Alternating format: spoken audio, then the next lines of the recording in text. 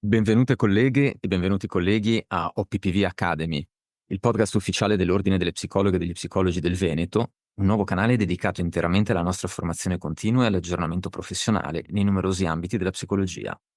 Siamo Luca Pezzullo E Fortunata Bizzoferro. e vi accompagniamo in questo viaggio alla scoperta di vecchi e nuovi campi della professione psicologica. In questo ciclo di podcast approfondiamo i temi emergenti che arricchiscono la pratica psicologica contemporanea, dalle nuove aree professionali in crescita all'impatto delle nuove tecnologie, passando per le implicazioni etiche e per le innovazioni metodologiche. Siamo pronti a ispirarci e arricchirci la nostra professione? Benvenuti alla tappa di oggi di questo viaggio insieme.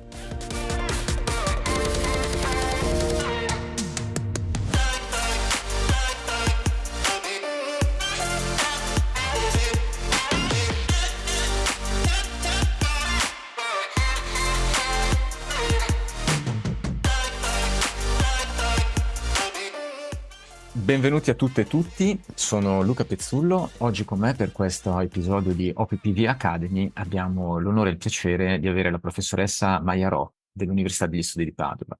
La professoressa Ro che è una delle massime esperte italiane e direi anche europee, visto insomma il livello delle sue pubblicazioni sul tema dell'apprendimento linguistico. Professoressa associata di psicologia dello sviluppo, da molti anni studia gli aspetti legati all'apprendimento linguistico, al bilinguismo e quindi gli assetti cognitivi ed educativi legati al bilinguismo, processi di lettura nello sviluppo cognitivo dei bambini. Oggi con Maya Rock, io ti do del tu direttamente, insomma, visto che ci conosciamo da anni, con Maya, che ringrazio molto, abbiamo la possibilità di approfondire per i colleghi e le colleghe alcuni assetti legati appunto allo sviluppo linguistico, alla lettura e ai temi legati alla povertà educativa, che per tutti i professionisti e le professioniste che lavorano nei contesti dello sviluppo, nei contesti educativi, nei contesti scolastici, possono avere degli impatti molto significativi. Quindi inizierei proprio ringraziando Maya, dandole il benvenuto e chiedendole se vuole di raccontarci anche magari un minuto del come hai fatto a interessarti e come sei arrivata a interessarti di questi argomenti. Buongiorno a tutti e tutte, è un piacere essere con voi per chi è in ascolto. Questo tema mi ha sempre interessato molto perché se noi psicologi e psicologhe non possiamo e probabilmente non potremo mai, ma nessuno, intervenire sul DNA, noi possiamo intervenire sul contesto di crescita e deve essere uno dei primari motivi della nostra missione come psicologi e psicologhe. E pertanto studiare i fenomeni delle opportunità educative e della povertà educativa, le due facce della medaglia, rappresenta una delle maggiori sfide per noi psicologi e psicologhe dello sviluppo. Grazie mille. Questo è un aspetto che hai già subito centrato, diciamo, dalla tua prima risposta, dal tuo primo intervento. Il tema della povertà educativa è un tema centrale. Puoi chiarire ai colleghi e alle colleghe che cosa si intende con povertà educativa prima di entrare nel merito specifico? La povertà educativa è un termine che forse anche nei giorni odierni talvolta viene anche un po' abusato, viene usato anche troppo spesso per fenomeni che non sono direttamente connessi alla povertà educativa. Fondamentalmente per povertà educativa, sulla base della definizione di Save the Children, riguarda l'assenza o scarse opportunità di apprendimento. Quindi in parte può riguardare la povertà economica, ma non è, e soprattutto non è solo questo, non riguarda principalmente questo, riguarda l'assenza o la scarsità delle povertà di apprendimento, quindi dove c'è una povertà nell'educazione e nelle possibilità migliori e armoniose di crescita. Il contesto di crescita quindi influenza in maniera importante, in maniera impattante lo sviluppo linguistico del bambino, anche rispetto a quelli che sono i fattori biologici classicamente considerati.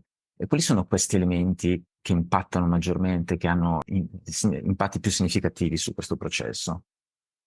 In passato si dava tantissima importanza al DNA e non è che il DNA non abbia importanza, però il DNA produce microscopiche differenze. Io non so, provo a fare una battuta, non so se sia vero. Dicono che condividiamo il 65% di DNA con la banana.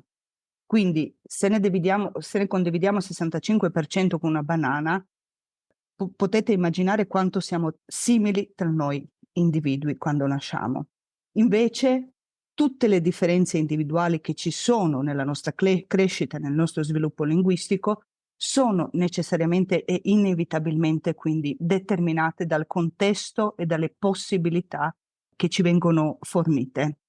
Fondamentalmente oggi noi sappiamo che tutti i bambini nascono uguali, nascono con la pari opportunità e quello che fa differenza è quindi il contesto di cura e il contesto di crescita.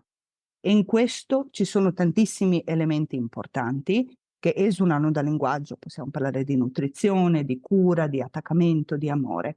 Ma oggi noi ci concentreremo sul linguaggio perché era questo il tema di come il contesto e la povertà educativa può impattare sullo sviluppo linguistico. Quindi ci concentreremo non egocentricamente, non per il fatto che sia l'aspetto più importante, ma perché è oggi il tema specifico. Era solo per dire che la povertà educativa agisce a 360 gradi sullo sviluppo del bambino, dello sviluppo fisico, mentale, psicologico, emotivo. Oggi, in particolare, cercheremo di illustrarvi insieme a Luca alcuni, diciamo, effetti che possono esserci della povertà educativa e dall'altro lato delle opportunità educative sullo sviluppo del linguaggio. Quindi, quali sono questi aspetti del contesto che rendono possibile uno sviluppo linguistico armonioso?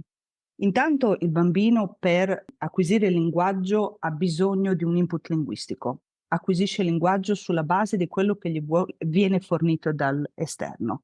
Quindi la prima cosa che noi psicologi dello sviluppo che studiamo il linguaggio andiamo ad analizzare sono le caratteristiche dell'input che il bambino deve ricevere affinché il suo sviluppo linguistico sia armonioso. Abbiamo un po' individuato 3 caratteristiche principali necessarie per un adeguato sviluppo linguistico.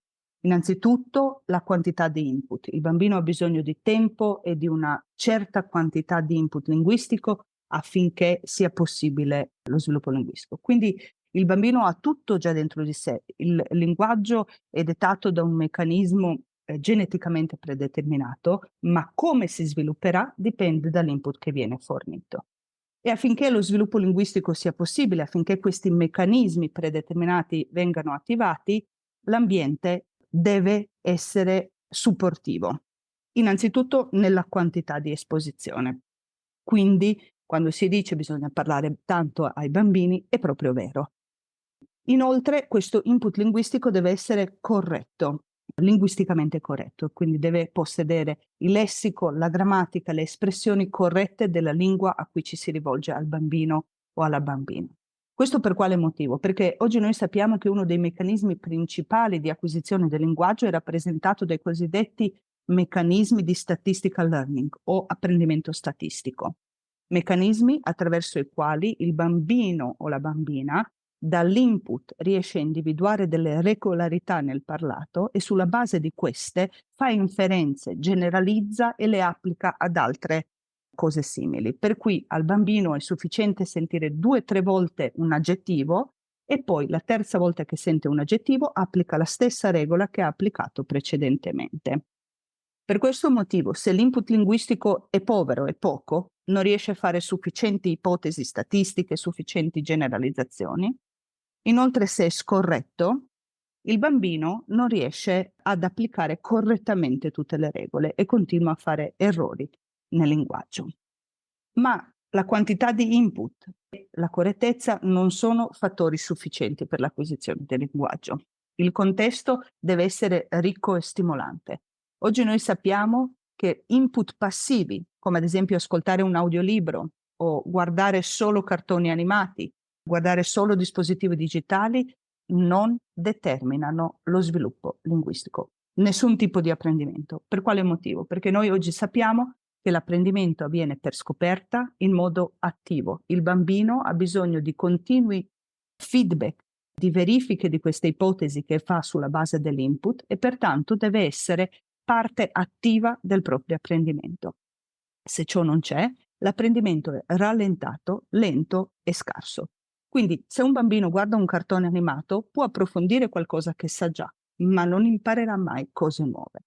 Quindi in breve, queste sono le principali caratteristiche che devono esserci nell'ambiente. Questo ci fa dedurre che una cosa cruciale è che i genitori o la famiglia, i fratelli, le sorelle e il contesto più allargato parlino tanto, commentino quello che fanno, siano presenti con lo sguardo, con la vicinanza fisica, con i gesti, con i movimenti, rapporti sociali, meno rapporti con i dispositivi, quindi meno contesti passivi, una cosa importante, sia contesti variegati, quindi scuola, giardino, parco, sport, casa, ma anche interlocutori e interlocutrici multiple. Noi tendiamo a parlare sempre bene o male nello stesso modo, invece interlocutori vari forniscono sfumature diverse della conoscenza e del linguaggio che aiutano al bambino o alla bambina a progredire.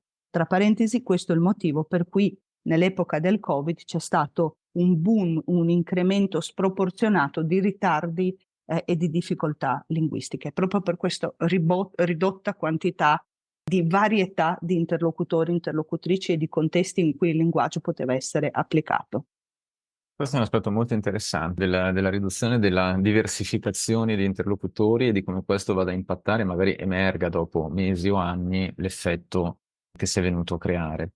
Questa è sono una serie di elementi che ci portano proprio a riflettere come ci sia un'interazione molto forte tra gli elementi appunto biologici, ma anche quelli culturali, relazionali, quindi proprio di qualità delle relazioni, qualità e quantità delle relazioni all'interno di quelli che sono assetti di sviluppo cognitivo. Forse mi verrebbe da pensare, in passato abbiamo sempre un po' affrontato, 30-40 anni fa, lo studio delle varie, lo sviluppo cognitivo rispetto allo sviluppo socio-emotivo, eccetera, come se fossero dei silos separati, quando in realtà vediamo che sono totalmente interagenti, totalmente integrati l'uno con l'altro. Questa forse è una visione più ampia, più integrata, insomma, del nostro sviluppo psichico durante l'età evolutiva e poi chiaramente lungo tutto il ciclo di vita. In questo aspetto, so che tu sei una particolare esperta di un tema, anche quello del ruolo della lettura all'interno dello sviluppo cognitivo e dello sviluppo linguistico. E perché la lettura gioca un ruolo così cruciale nel contrastare gli effetti della povertà educativa e nel migliorare anche le opportunità, quindi, di sviluppo cognitivo e educativo del bambino? Allora voglio iniziare citando uno studioso che già negli anni 70 ha utilizzato questa frase: la lettura ad alta voce è considerata come singola attività la più importante per acquisire le conoscenze necessarie per il successo linguistico, scolastico e per il benessere. Quindi se noi pensiamo alla quantità di attività possibili, la lettura è così semplice, è così immediata, è così facile e soddisfa tutti i criteri per il supporto dello sviluppo del bambino o della bambina. Proviamo a pensare, quello che vi ho appena detto, il bambino o la bambina per acquisire il linguaggio ha bisogno di tanto input linguistico e di input linguistico corretto. Il libro fornisce tanto input, parla di mondi possibili, può parlare del Giappone senza mai andarci in Giappone, può parlare dei dromedari senza mai finire nel deserto. Fornisce input linguistici ricchi, variegati, quantitativamente e anche corretti, perché presupponiamo che chi abbia scritto il libro l'abbia scritto correttamente. Fornisce l'opportunità di fornire un contesto attivo e interattivo, proprio versus quel contesto passivo di guardare un cartone animato dove la scatola bambino viene riempito con i contenuti, con una bellissima storia che magari ci può essere nel cartone animato, ma viene riempita. Leggere un libro, raccontare una storia permette invece di farlo in modo interattivo, dove il bambino sceglie il ritmo, il bambino o la bambina può scegliere gli argomenti specifici da approfondire, collegarli alla propria vita. Ed ecco qui che oltre ad aiutare e promuovere lo sviluppo del linguaggio, promuove a 360 gradi lo sviluppo. Aiuta i genitori, anche magari in difficoltà, che parlano male perché provengono da una condizione di svantaggio socioculturale, da povertà educativa, bassa istruzione, o perché sono semplicemente stranieri e non parlano bene la lingua. Il libro può essere uno strumento attraverso il quale avvicinarsi, mettersi in relazione al bambino e fornire appunto un linguaggio appropriato. C'è un altro elemento da non sottovalutare. La lettura può essere fatta ovunque. Possiamo farla nel parco, in spiaggia, a casa, a scuola, chiunque la può fare. Chiunque è stato alfabetizzato o alfabetizzata può fare una lettura con il bambino o la bambina. Può iniziare dalle primissime fasi attraverso libri molto semplici, immagini, fattoria degli animali, elenco di parole, per arrivare a storie come Il Signore degli Anelli o tutte quelle che ci appassionano anche da adulti, Anna Karenina, eccetera, eccetera. E se ci pensiamo, il costo è relativamente basso a fronte dei benefici che può produrre. Quindi uno di quegli strumenti che ha la proporzione quantità di costi e di investimenti rispetto ai benefici è estremamente elevata. Se posso consigliare, consiglierei la lettura o di ascoltare qualche audio di Federico Battini, un pedagogista, uno studioso che ha sviluppato questa procedura che si chiama lettura ad alta voce, dove riesce a dimostrare ed ha coinvolto più di migliaia e migliaia di scuole e insegnanti che applicano questa procedura di lettura ad alta voce sin dalla prima infanzia fino all'età dell'università, e sostiene che un'ora di lettura al giorno leva il medico di torno. Questa metafora è mia, non è sua, però fondamentalmente i risultati della sua ricerca dicono proprio questo. Fornisce dei vantaggi cognitivi nelle funzioni esecutive, migliora il linguaggio, migliora il benessere, lo stato emotivo attivo, uno stato emotivo positivo, fornisce conoscenze nuove. E alcuni suoi studi dimostrano anche che in età avanzata, nella terza età, che è un ambito che adesso viene studiato tantissimo nell'ambito psicologico, previene e rallenta i sintomi della demenza e del decadimento cognitivo. Quindi leggere un'ora al giorno può fornire enormi benefici per tutti e per tutte.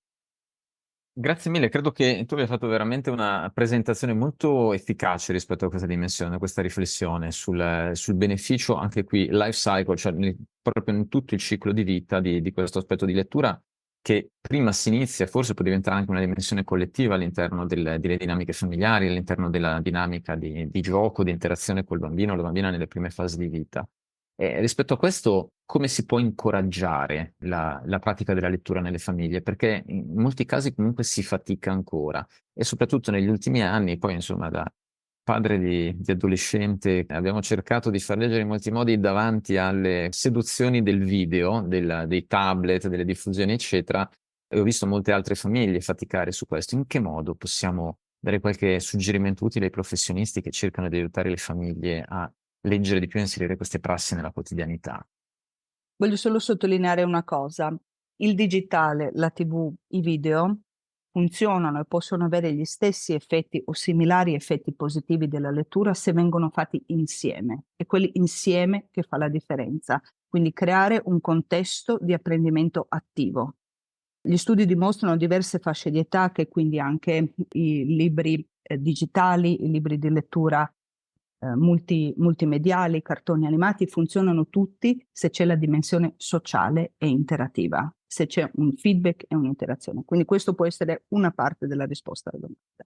Rispetto proprio ai libri, gli adulti che circondano i bambini sono i modelli per i bambini e i bambini seguono quei modelli. Quindi se i bambini e le bambine crescono in una famiglia, in una scuola dove l'insegnante, appena c'è un buco, un silenzio, prende il cellulare, guarda il cellulare, sarà un bambino che sarà interessato e interessata molto più a quello. Un bambino che la sera torna a casa e anziché guardare la TV vede i genitori leggere, vede una libreria ricca, una quantità di libri enorme, sarà un bambino, una bambina incuriosito e incuriosita verso quel mondo. Il libro diventerà una cosa onnipresente nelle famiglie. Pensate che ci sono degli studi americani pubblicati su Nature che dimostrano che la quantità di libri posseduti a casa predicono lo stipendio nel futuro. Ora, questo non vuole dire che chi compra più libri diventerà più ricco, è una relazione che vuole incentivare che il libro può essere uno strumento che fornisce una ricchezza nella conoscenza che a sua volta può in qualche modo, in gran parte, garantire poi anche un ripercuotersi sulla ricchezza, sul senso critico, su una ricchezza economica che derivi da un'opportunità migliore a trovare presumibilmente un lavoro migliore. I bambini e le bambine quindi vengono abituati all'oggetto libro sin dalla nascita. Si possono piazzare lì insieme, non so, al ciuccio, all'oggettino di plastica, anche qualche libricino. Ci sono quelli in tessuto, quelli tattili inizialmente. In più, molto presto, già dopo un anno, dopo la nascita, è importante familiarizzare proprio con i libri. Quindi iniziare a guardare insieme le immagini, indicare le immagini e denominare le parole, il gattino come fa, il bau, eccetera, attraverso il libro, attraverso il gioco.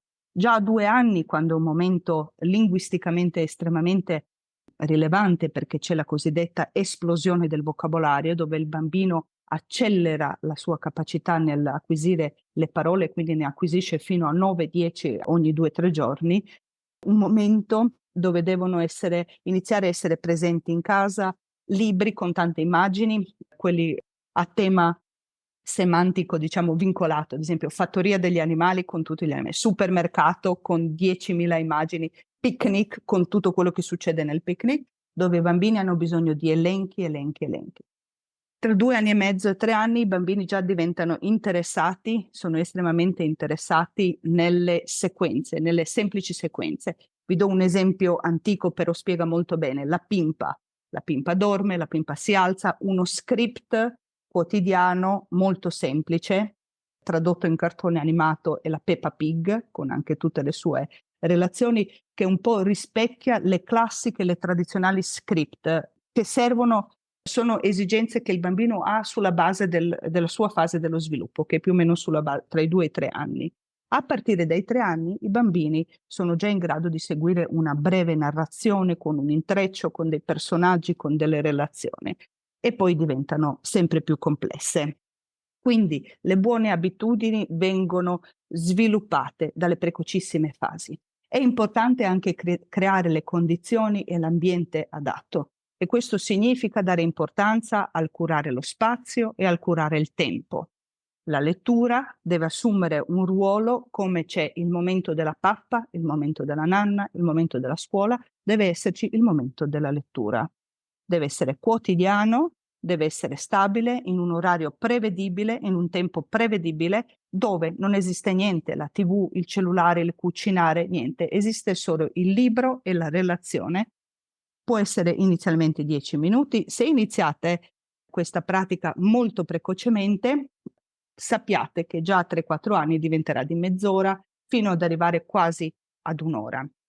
Curare il tempo deve essere associato al curare lo spazio, spegnere tutti i dispositivi, musica, TV, cellulari, eccetera, essere solo in quello spazio dedicato alla lettura. Seguire gli interessi del bambino o della bambina, che se abituato o abituata dalla tenera età, inizierà a scegliere libri, inizierà a scegliere come leggere il libro. Ci sono alcuni bambini che lo vogliono leggere velocemente, altri bambini che si fissano con una pagina e vogliono leggere solo quella, vogliono raccontare solo quella. La lettura deve essere un po' animata, deve essere empatica, deve evidenziare cose importanti, ma soprattutto bisogna cercare di collegarla alla vita del bambino. In questo modo l'apprendimento di ciò di cui si racconta nel libro è ancora più efficace. Inoltre, durante la lettura, se si vuole stimolare il linguaggio, è molto importante fermarsi durante la lettura, porre delle domande che approfondiscono certi termini, che colleghino certe esperienze vissute dai personaggi del libro con la vita del bambino, già vissute. Ad esempio, mettiamo che si parli di Giappone, si può approfondire su cosa succede in Giappone, se è un'isola, che tipo di stato è, sulla base ovviamente degli interessi del bambino. È molto importante nella lettura, nella creazione di questa abitudine, seguire l'iniziativa del bambino. Molto spesso succede, soprattutto nell'età tra i 3 e i 4 anni, che i bambini e le bambine vogliono leggere ripetutamente lo stesso libro, in continuazione lo stesso libro, dall'inizio alla fine e poi nuovamente da capo.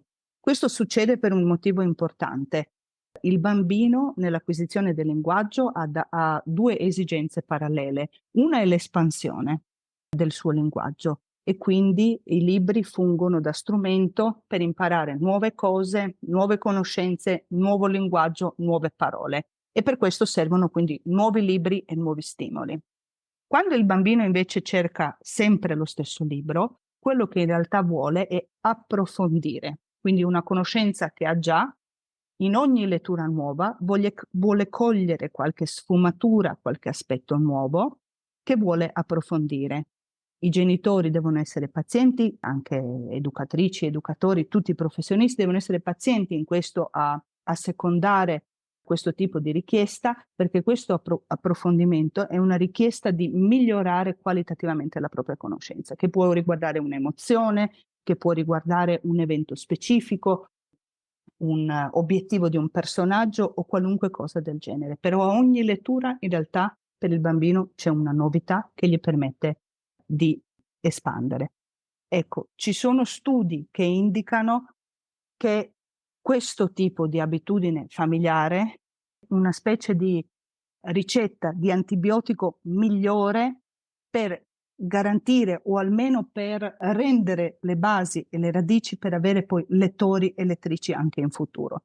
E sappiamo che essere lettori e lettrici assidue in età adulta o in età giovanile permette di avere un senso critico migliore e quindi anche di avere più opportunità di cambiare il mondo o di avviare il cambiamento del mondo. Se tu non hai questa opportunità, tu recepirai tutte le informazioni in modo passivo e non avrai gli strumenti per cambiare il mondo, né il tuo personale individuale, né quello del nostro mondo più esterno, comunitario, politico, sociale o quello che ci sta intorno. È un tema che è veramente affascinante. Io mentre ti ascoltavo, appunto, stavo pensando ovviamente a tutta una serie di esperienze anche personali, perché poi queste cose che dici attivano sicuramente per chi ha avuto, come dire, ha cercato di seguire gli sviluppi linguistici anche nelle famiglie, Però mio figlio ha voluto che gli leggessimo 2 volte l'intero ciclo di Harry Potter, quindi 7 volumi, e ripetendolo. Poi a un certo punto ci ha chiesto una terza volta e abbiamo detto: senti, la terza volta te lo leggi tu, nel senso che a questo punto noi abbiamo dato. E però appunto quello che dicevi appunto sull'approfondimento, sul desiderio di risentire, di ripetere quei passaggi, l'abbiamo sentito molto, l'abbiamo visto molto. Effettivamente questo tipo di chiave di lettura credo che sia molto importante, insomma, per dargli un senso e questa dimensione della pazienza e dell'accompagnamento del ruolo appunto genitoriale ed educativo diventa fondamentale. Mi è piaciuto molto adesso nella parte finale delle tue riflessioni questo allargamento ulteriore dallo sviluppo cognitivo dell'individuo alla dinamica familiare, anche al fatto che l'essere attivi nel percorso di apprendimento, nell'assumere una progressiva autonomia e agency del percorso di apprendimento linguistico, aiuta anche a elaborare più criticamente le informazioni in maniera più consapevole e a riflettere come assumere un ruolo di agency anche più ampio nel contesto sociale. Qui il riferimento tra la dimensione familiare, la comunità educante, la scuola, il territorio diventa centrale. E allora da questo punto di vista mi sentirei proprio di chiederti se è possibile un approfondimento su questo, cioè come possono le famiglie, le scuole, il territorio collaborare insieme per creare una comunità educante che promuova l'apprendimento e quali strategie si possono ipotizzare. Per ora, quando abbiamo parlato, abbiamo un po' delegato quasi, in questo discorso potrebbe sembrare così, abbiamo delegato l'educazione e la responsabilità educativa alla famiglia. Ma non è così e non dovrebbe essere così e non è così, almeno in un mondo ideale, studiato anche scientificamente e empiricamente. La molteplicità dei contesti che ho sottolineato all'inizio è cruciale per una crescita armoniosa. Abbiamo la scuola, ci sono studi che dimostrano l'importanza della precocità dell'inserimento dei bambini e delle bambine nel sistema scolastico. Noi sappiamo che al momento attuale uno dei fattori peggiori nel determinare la povertà educativa è l'assenza di pari opportunità di accesso alle scuole dell'infanzia, ai nidi, quindi nella fascia di età 0-3, fascia di età più sensibile per l'apprendimento e l'acquisizione del linguaggio, oltre a tutto il resto. Questo è considerato uno dei fattori principali nell'incremento della povertà educativa. Ma nemmeno questo è sufficiente. Io ritengo che nemmeno piazzare il bambino a scuola e delegare poi il processo educativo solo ed esclusivamente all'istituzione scolastica possa farci uscire dalla povertà educativa e da alcuni processi di impoverimento educativo. C'è il quartiere, c'è la comunità locale, c'è la comunità regionale che dovrebbe e fornisce degli strumenti che dovrebbero entrare in relazione e in sinergia con processi educativi che intervengono nel contesto domestico e in quello scolastico. Nessuna, diciamo, di queste 3 agenzie principali nella vita del bambino, quindi comunità esterna, comunità familiare e comunità scolastica da sola può farcela, e solo lavorando in sinergia. Ci sono dei programmi che posso citare, ad esempio uno di questi è Nati per Leggere, è un programma comunitario che mette in sinergia attività di lettura con le famiglie, con le scuole, con le biblioteche, nei parchi, organizzano tanti festival, eccetera. Solo questo, solo lavorare precocemente per costruire sinergie tra famiglia, scuola e comunità, per contrastare gli effetti che sono gli effetti della povertà educativa, sono rappresentati come una valanga. Non è che rimangono stabili nel tempo, ma col passare del tempo, col crescere dell'età, incrementano, si estendono come la macchia d'olio. Io me la immagino proprio come una valanga che investe poi sempre più aree dello sviluppo del bambino. Quindi interventi molto precoci sono risultati, è stato dimostrato essere i più efficaci. 7 premi Nobel in economia hanno analizzato che l'investimento di $1 nel primo anno di vita del bambino e della bambina ha come ripercussione, come investimento poi che viene restituito alla società di migliaia e migliaia di dollari. E questa linea di investimento è lineare. Prima investi, più ti ritorna e meglio ti ritorna in futuro. Quindi è conveniente anche da un punto di vista economico. Crescere bambini e bambine sani, con sviluppo armonioso, significa che un giorno avremo dei lavoratori e lavoratrici che daranno un contributo valido alla nostra società, che a sua volta produrrà nuove generazioni a rotazione come una vera e propria valanga di nuove opportunità educative. Quindi nessuno può farcela da solo, e solo insieme in una comunità. Mi piacerebbe citare anche un altro, perché è locale e gestito dal dipartimento che ci è molto vicino, che è FISPA, un progetto che si chiama Pippi. È un progetto proprio nato che lavora con tantissime famiglie con disagio, con forti disagi, nella fascia di età 0-3 principalmente, ma poi si estende anche fino agli 11 anni, e lavora proprio questo, in ambito della prevenzione. È un vero e proprio esempio di attività di comunità educante. Il terreno sembra molto ricco, insomma, in questo momento di sviluppi, sia nell'ambito della ricerca di base applicata, sia nell'ambito proprio di progetti che vanno a implementare, a mettere su strada questo patrimonio conoscitivo che è stato sviluppato in questi anni, in questi ultimi decenni rispetto a questa tematica. Sembra che metterli su strada, insomma, stia iniziando a produrre anche dei risultati. Tu come vedi le prospettive futuro in questo ambito di studio e intervento? Come ti immagini lo scenario di settore fra una decina di anni? Questa è una domanda difficilissima, difficilissima. Posso parlare nel mio piccolo, nel gruppo di ricerca con cui io collaboro, qui presso il Dipartimento di Psicologia dello Sviluppo. Vi posso dire l'ambito in cui stiamo cercando di lavorare adesso, di avviare le progettualità adesso. Uno dei vari progetti su cui stiamo lavorando e riguarda insomma queste tematiche collegate alla povertà educativa, riguarda i bambini con background migratorio, quindi i bambini di prima o seconda o anche terza generazione di genitori o nonni immigrati in Italia, perché la quantità di bambini e bambine che arrivano anche a 6 anni, che non hanno ancora i requisiti per affrontare il sistema scolastico e gli viene data la certificazione di BES, è del 50% della totalità dei bambini BES. Questo è contrario a ogni statistica possibile che viene effettuata, che viene fornita sui BES. Non torna questo conto che il 50% sono figli di famiglie immigrate. Quindi l'intervento deve avvenire prima, deve avvenire presto, e quindi abbiamo messo insieme le forze per lavorare su questa specifica popolazione, non perché deve essere particolare o differenziata, ma perché ha particolare bisogno di attenzione.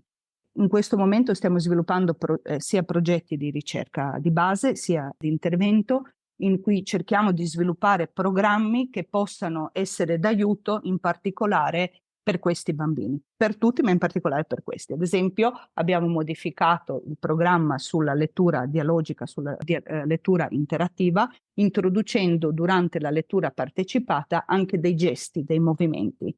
Sulla base di studi e ricerche recenti, noi sappiamo che il bambino non apprende solo con la mente, non apprende passivamente, ma apprende con tutto il corpo, soprattutto nelle primissime fasi dello sviluppo.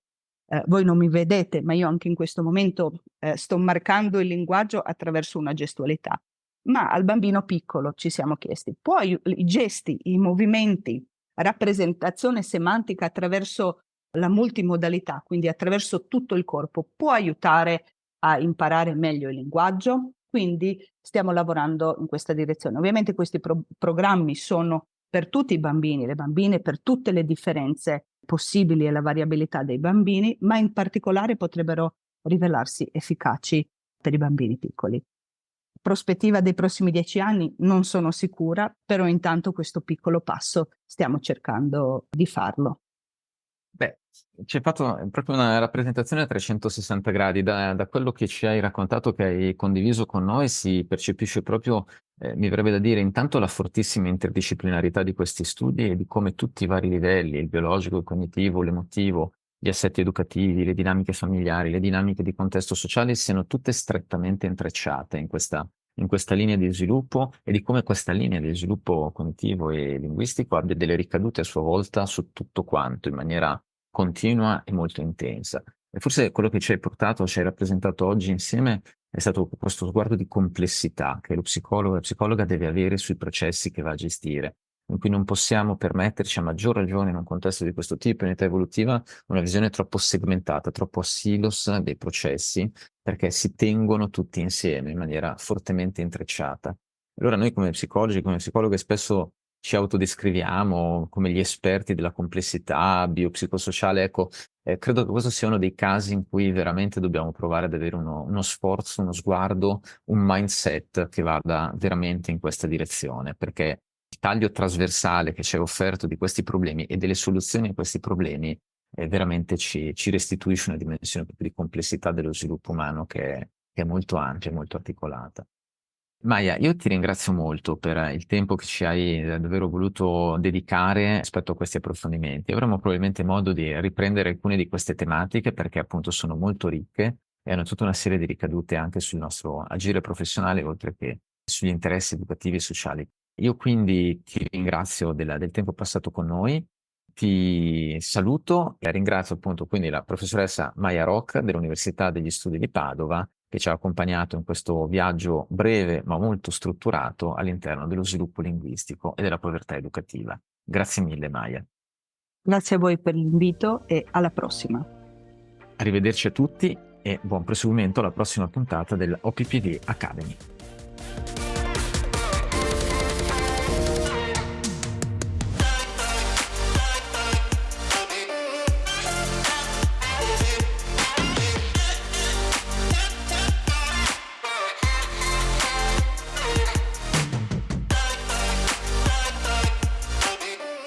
Hai ascoltato una puntata di OBBV Academy.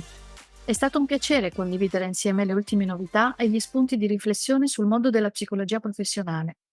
Lo scambio professionale e l'aggiornamento costante sono infatti i pilastri su cui costruire una pratica professionale efficace e responsabile. Siamo Fortunata Pizzoferro E Luca Pezzullo. Ti invitiamo a rimanere con noi per la prossima puntata del podcast e a esplorare anche i webinar di approfondimento che puoi trovare nella piattaforma di formazione digitale dell'Ordine, formazione.ordinepsicologiveneto.it. Continueremo a esplorare insieme le frontiere della psicologia professionale. A presto.